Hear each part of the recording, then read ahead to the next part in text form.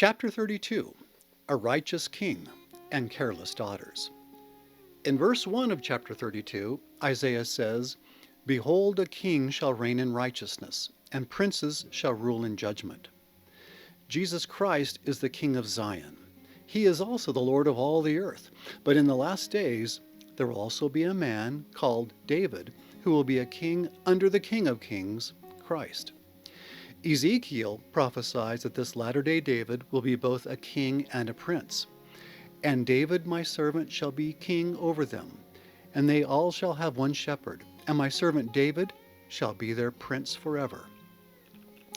It appears that this David will be a prince under Christ, the King of Zion, and he will also reign as a king over the people under the King of Kings, again, Jesus Christ.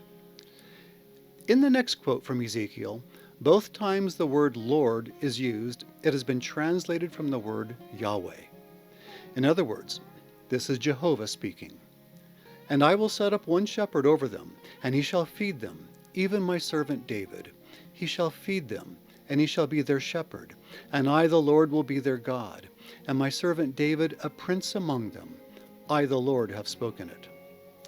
In a latter-day prophecy, Joseph Smith said, "The throne and kingdom of David is to be taken from him and given to another by the name of David in the last days, raised up out of his lineage."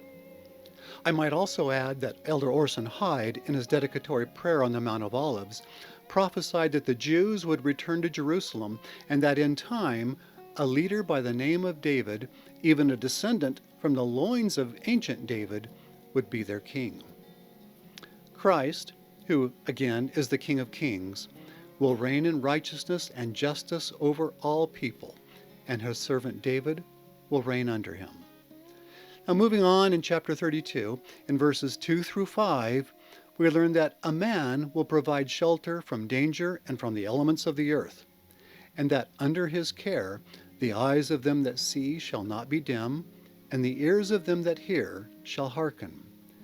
These humble people will be led to God and will have their hearts softened and their minds opened. They will be blessed with discernment and will no longer call wicked people liberal or noble, regardless of their position or power. Then, in a new paragraph, Isaiah calls upon careless daughters to give ear unto his speech. These are women who have been at ease, both within the covenant and out in the world.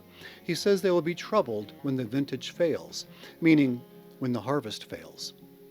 Remember, at this time in Isaiah's timeline, many of the covenant men will have already fallen by the sword when the whole stay of bread and the whole stay of water are cut off. Isaiah tells these daughters that within a year or so after the harvest fails, the gathering shall not come, meaning that no produce, no food will be available. They will either eat what they have stored up or they will need to beg from others. Again, Isaiah had already given the daughters of Zion fair warning in chapter 3, when he called upon them to repent in sackcloth because of their pride and spiritual complacency. Both men and women should take these warnings seriously. Because of the many calamities at this time, the land will be overrun with thorns and briars, meaning with wicked people, as well as with literal thorns and briars coming up in place of crops. Everyone who has not hearkened to the counsel of the Lord and his prophet to stay in holy places will find themselves in desperate circumstances, fighting and begging for the basics of life. But for those who have followed righteous counsel, the Spirit will be poured out from on high, and the wilderness they occupy will flourish like the rose. Then, as we read in verse 15, the desert will be an orchard, and the orchard will seem like a forest. From then on, judgment shall dwell in the wilderness, and the effect of this people's righteousness will be peace and a quiet assurance forever. Hail may pour down upon the wicked, but in these sacred, holy sanctuaries, the righteous will dwell in perfect safety, and all their efforts will be blessed. So here in 32, we learn that the Lord will raise up a great prophet king to guide the faithful to safety. At first, some of them may dwell in the wilderness, where they will find food and water and safety. But eventually, these righteous and holy people will be led to Zion, where they will dwell with Christ, the King of Kings. All this and more is discussed in the book, The Words of Isaiah, which you can find at the website, thewordsofisaiah.com.